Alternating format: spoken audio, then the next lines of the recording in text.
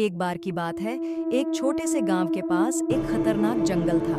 कहा जाता था कि जो भी वहां गया वापस नहीं आया। गांव के लोगों ने उस जंगल के बारे में कई कहानियां सुन रखी थीं, खूनी आत्माओं, अंधेरे रहस्य और भयानक जीवों की।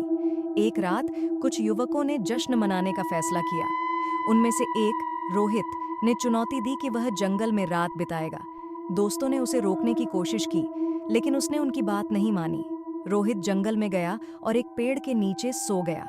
आधी रात के करीब उसे एक अजीब सी सरसराहट सुनाई दी।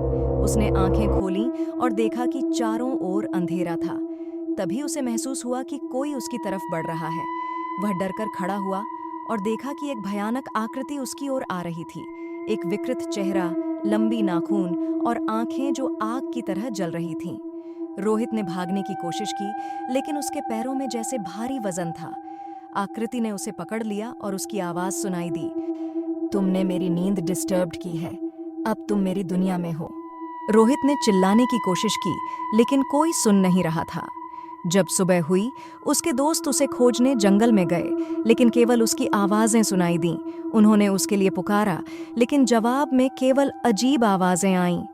कुछ दिनों बाद गांव में एक और युवक, अर्जुन, ने भी जंगल में जाने की हिम्मत की। उसे भी वही खौफनाक अनुभव हुआ। अब गांव के लोग उस जंगल से और भी डरने लगे। आज भी उस जंगल में कभी-कभी अजीब आवाजें सुनाई देती हैं। कहते हैं, जो भी उस जंगल में कदम रखता है वह कभी वापस नहीं आता। जंगल के पास एक खौफनाक खामोशी है जो उन खोए हुए युवकों की कहानियों को बयां करती है।